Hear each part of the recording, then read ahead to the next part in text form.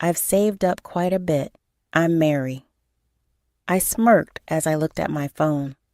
I just turned 29, married for 2 years and working full-time. Even though my coworkers think it's creepy, I can't stop smiling because finally, we're close to saving enough for our dream home. The bank balance displayed on my phone was near the goal. My husband John, whom I married after dating at work, and I don't have kids yet. We've been waiting to have kids until after building our home. I wanted to enjoy being single a bit longer, but John, being in his mid-30s, insisted. So we married when I was 27. Though we're in different departments, working at the same company as John feels awkward. Changing jobs would mean a pay cut, so I kept working. Now, we're one step away from buying our house. It's been a long journey. No major issues with John. Work is fine and savings are growing. Living a typical life. Marriage, work, saving for a home. I thought this ordinary life was my greatest happiness. But life isn't always smooth sailing. The main issue in our marriage is my in-laws. After work, I return to our small apartment. It's cramped for two, but we need to save for our house. The moment I open the door and see the shoes, my fatigue doubles. Oh no, she's here again. I sigh deeply inside. I'm home. Welcome back. You're late. The one who replied wasn't John. It was my mother-in-law, sitting heavily on our tiny sofa. Good evening. Why do you always come home at this hour? My in-laws live 3 subway stops away. Not far, but close enough, so my mother-in-law frequently visits our place. What about John's dinner when you come home so late? She always says something like this. No words of sympathy for my late work hours, just complaints. Sorry, work piled up. I'll prepare dinner right away. John is home early, even though you work at the same company. Aren't you an efficient marriage, though? We work at the same company. Our departments are entirely different. John's department rarely requires overtime, but his pay is low. My department is crucial to the company, filled with important tasks requiring overtime, but the pay is the highest in the company. I wish John would explain this, but his pride stops him. Now he's just sipping tea silently, being a dual-income household. John could help with the housework a bit more, yet John adamantly does nothing. No shopping, laundry, cleaning, or cooking. When I get home, he's either watching TV or on his phone, unaware.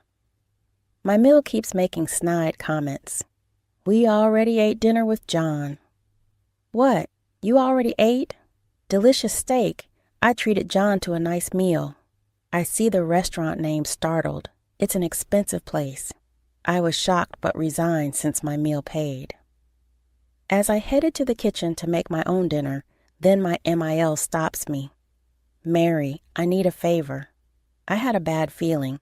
We're short this month. Can you help? Of course. My MIL often asks for money. This is ridiculous. She went to an expensive steak restaurant, right? Didn't you ask for money last month too? Despite being tight on money, I gave you $300 then, and before that too, and the time before that, and the time before that. Wanting to retort, I forced a smile. Sorry, we're also struggling this month. Aren't you helping your mill? What a cold deal. Who's really cold here? Not helping at home, leaving your wife alone to eat steak. Your son is the cold one. Finally, John spoke up. Mary, you're so stingy. Help Mom a little. But we're really tight this month. Oh well, Mom, I'll help you. Sighing, John took out his wallet and handed her $500. John, you're such a good boy, my pride and joy, unlike Mary. My MIL glared at me as I stood speechless and headed for the door. As she left, she turned to glare again. John, If you ever want to divorce this money-hungry wife, come back anytime. I'll think about it. She slammed the door. What was that? I turned to see John on the couch with his phone. I confronted him. Why did you give her $500? Use it for our household. I had a reason for saying this, though. John pays rent, that's all. Utilities, food, and miscellaneous expenses. I pay for everything simply because John refuses to pay. I pay rent. You want more? You're so greedy. He always refuses to pay more. I pay for everything else, including the phone in your hand. Of course you make more, but just a little more than you. We're scraping by with living expenses and saving. Oh, you can save, then you're fine. Hand it over. John reacted to my mention of savings and extended his hand. What's this for? I'm broke after giving Mom $500. Give me some cash. Are you kidding me? John keeps all the money for himself except for the rent, yet every month he tells me he's short on cash. He always says men have to entertain clients and socialize. So I've reluctantly given him money before, but today I'm not giving in so easily. If I give you money, it's like giving it to your mom. Why should I pay for you and your mom's dinners? It's good to be able to do something nice for my parents. What about me? Neither my Mill nor John ever thanks me. It's just a waste of my money. And what was that about considering divorce? It means what it says. If you're going to be so stingy, I have my options. With that, he stormed off to the bedroom, even locking the door for good measure. In our tiny apartment, there aren't many rooms. I had no choice but to sleep on the couch. After being shut out of the bedroom in these stressful days, my solace is looking at my bank balance. After my Mill came over with her demands and complaints, I opened my phone before starting overtime at work. I logged into my savings account from before I got married. I'm so close to getting a house, but then my eyes froze. What is this? I stood up with a loud noise, apologized profusely to my boss, and rushed home. John, are you here? What's up? You're home early today. John looked surprised. In front of him was a spread of what looked like very expensive steak, and it wasn't just him. Oh, welcome home, Mary. We're just having dinner. Both of my in-laws were there, not just my MIL, but my Phil too. What on earth is going on? What are you doing? We're eating steak, want some? Mary steak? Where did you get the money for this? Oh, we had a little windfall.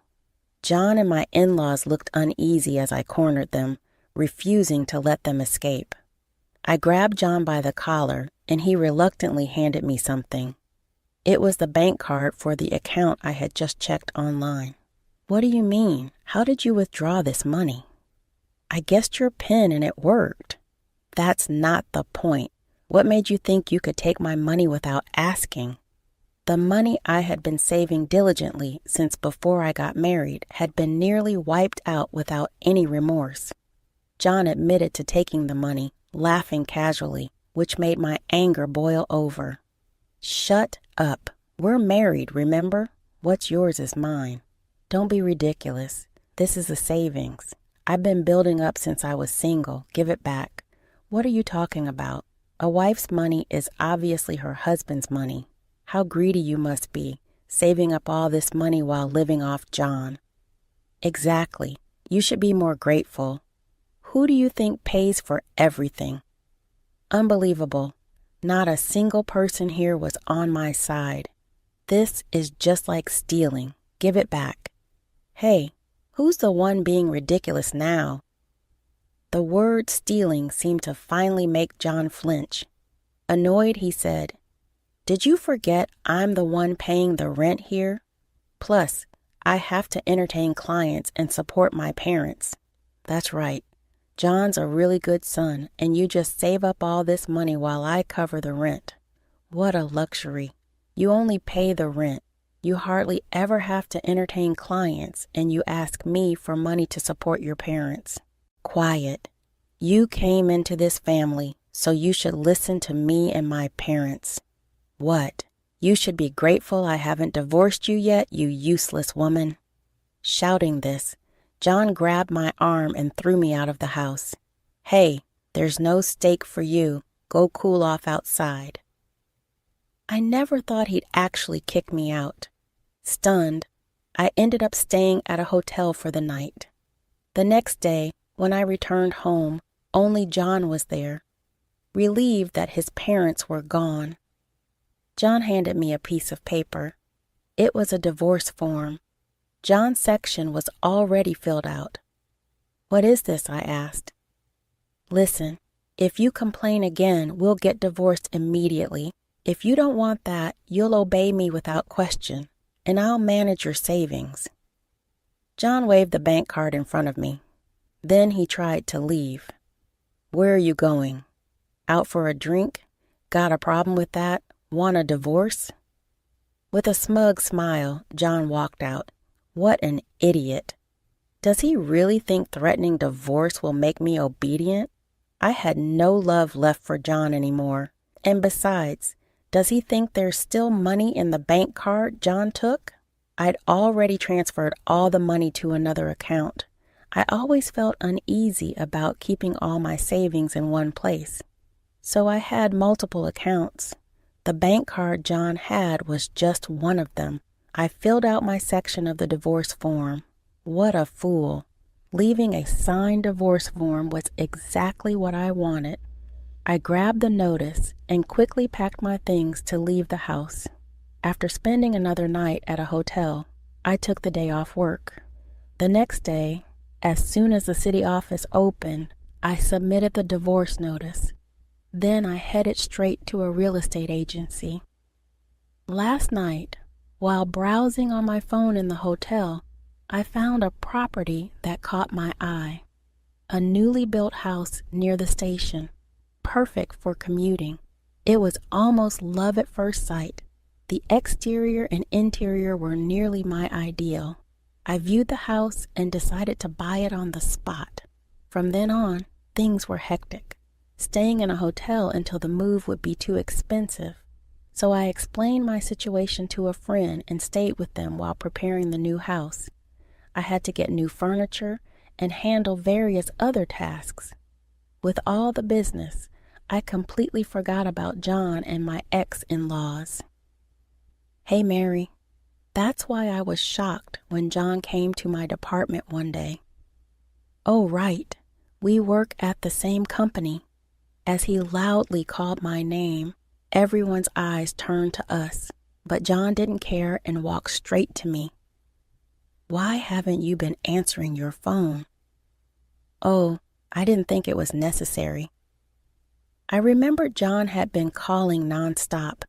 I was busy and didn't want to deal with it, so I ignored him. You withdrew money from the account without permission, didn't you?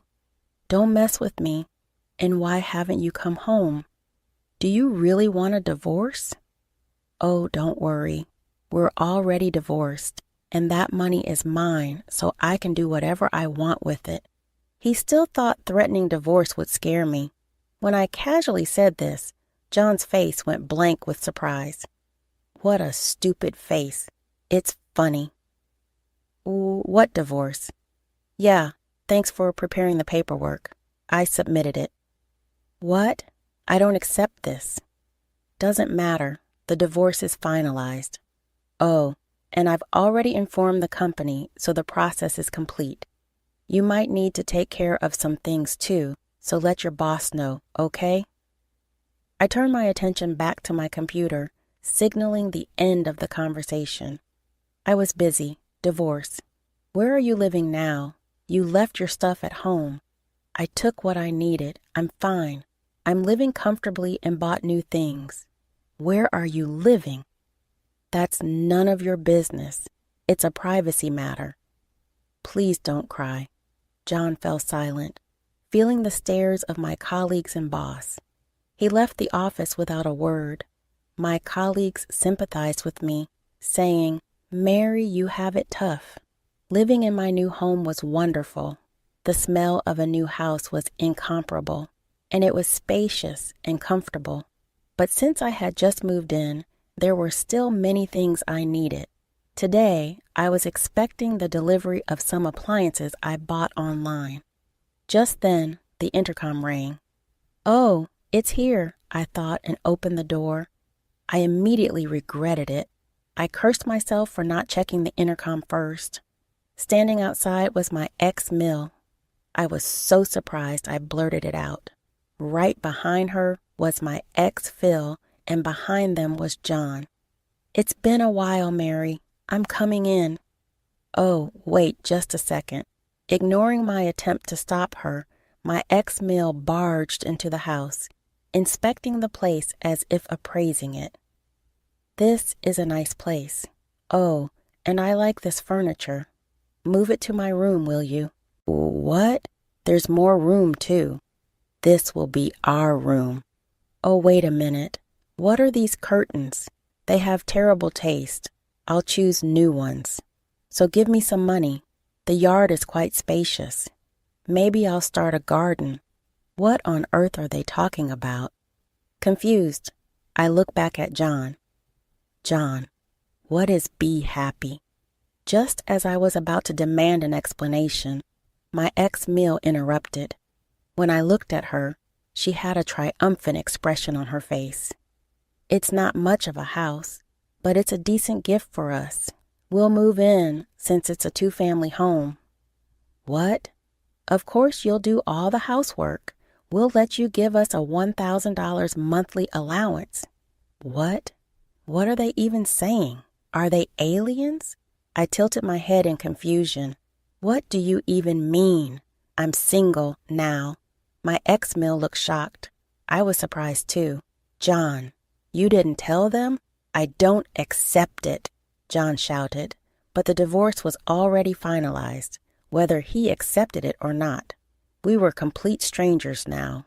When I said that, my ex-Mill turned pale. "What are you doing? Are you abandoning us? My parents live in the countryside. I'm planning to bring them here soon." "Don't be ridiculous. This house is ours." "No, it's mine."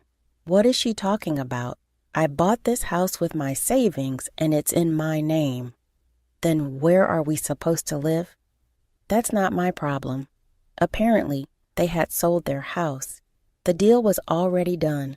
They planned to live comfortably here with the money from the house sale and what they could squeeze out of me.